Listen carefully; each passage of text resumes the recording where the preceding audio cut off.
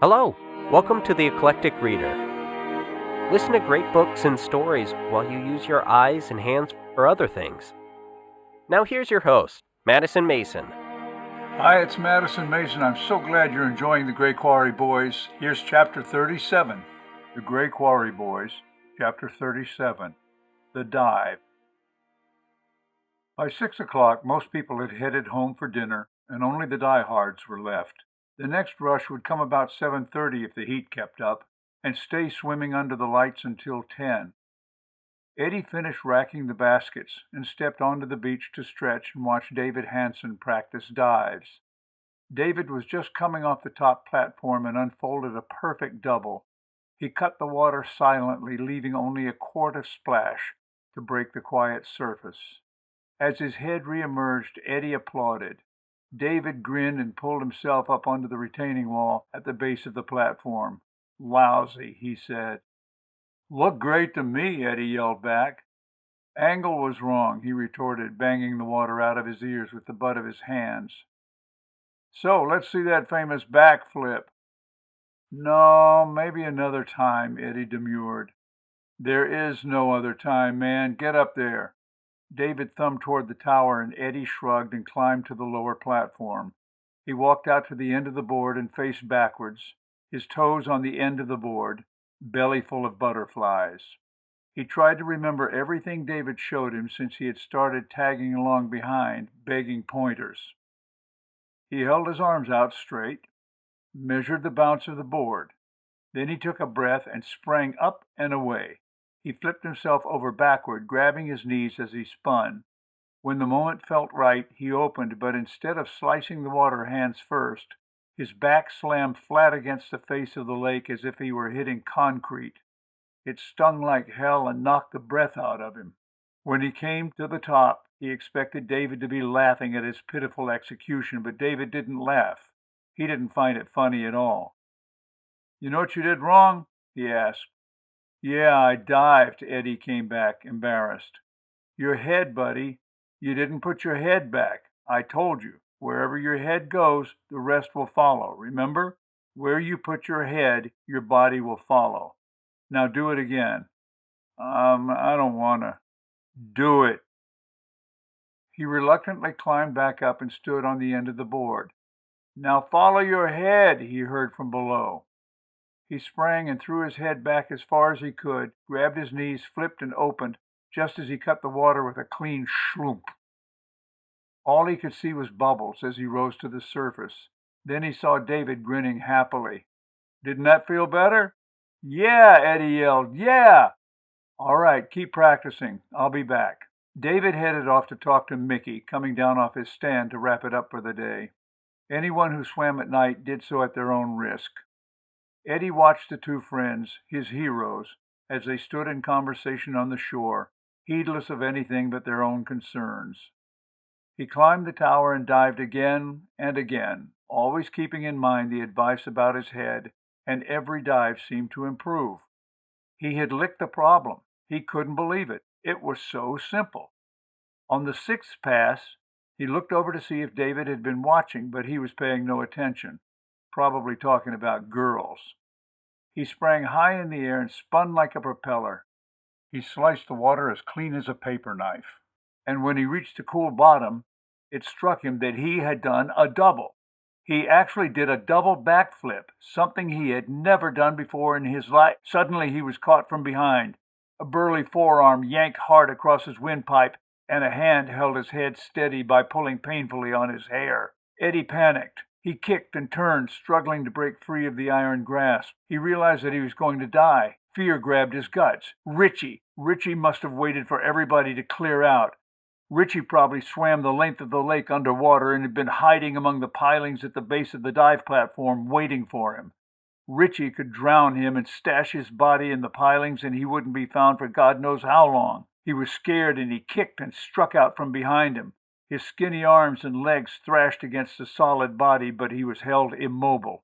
His air was running out fast, and there was nothing he could do. He was helpless. His lungs burned. Horrible thoughts raced through his head. Even if he does let go of me and I fill up my lungs, they'll fill with water, and I'll drown. Shit, I wish I had never started up with him, that son of... I'll never see Valerie again. Oh, God, this hurts. Oh, God, I'm dead. He grew weaker. He relaxed and stopped struggling, limp and resolved to die. Suddenly he felt a jerk from behind and he was let go. He dimly sensed trying not to inhale as he rose and seeing the water in a terrible boil around him, arms and legs spinning, flailing, bubbles everywhere. He felt arms grab him and pull him up and out to the world of sound and air, but he couldn't breathe. He was dead. Then everything turned a lovely purple, then darker, darker, darker, darkness. The next thing he knew, it was night. Lights around the lake painted the water a sweet olive green with chartreuse flashes. Everything was misty and subdued. He could hear strange wheezing sounds far off on the edge of his awareness. He tried to focus. He blinked instinctively as bright red crossed his vision. This was familiar, even the canvas rubbing sound. And Mickey's red canvas jacket leaned over him to adjust the oxygen mask on his face. Mom? What was she doing here in heaven? He wondered. He was surrounded by gawking people. Must be the welcoming committee. Where's God? He tried to sit up. He was forced back, and he looked down to see that he was strapped to a stretcher of some kind. There were even two guys in white standing next to him. Angels, maybe?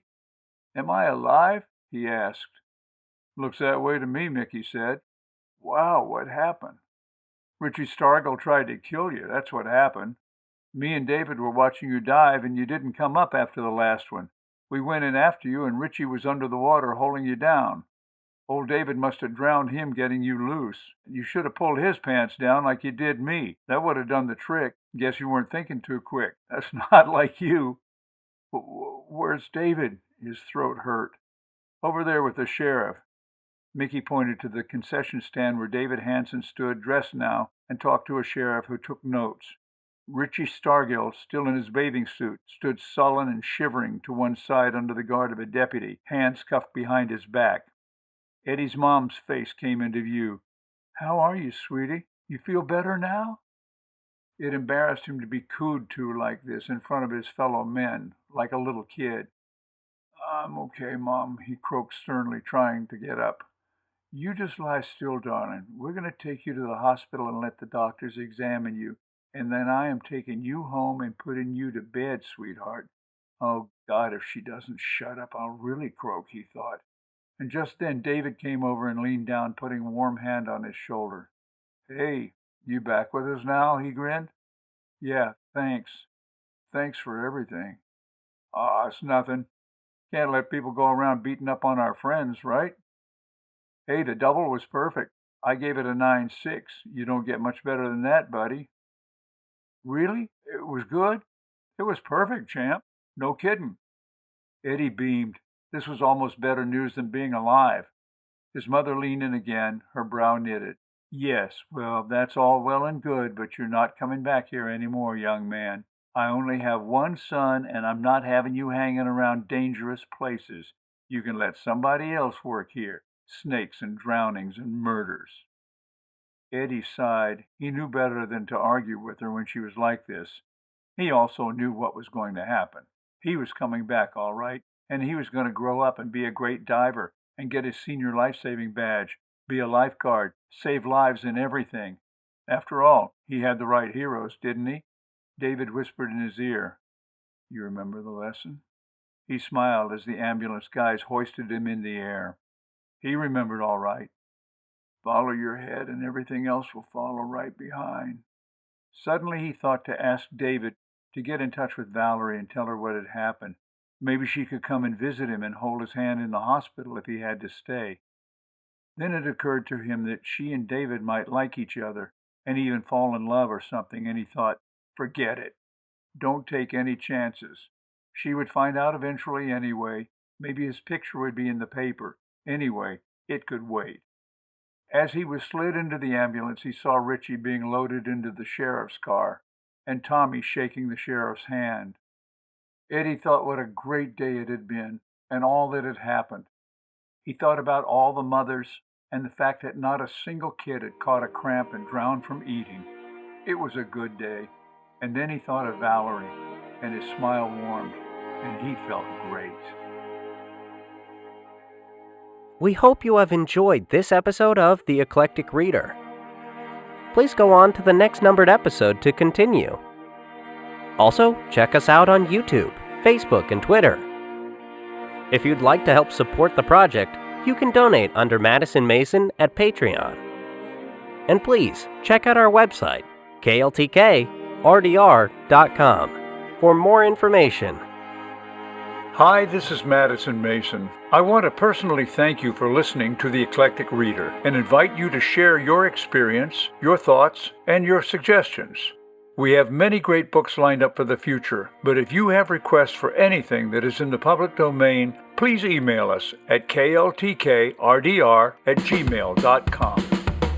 kltkrdr@gmail.com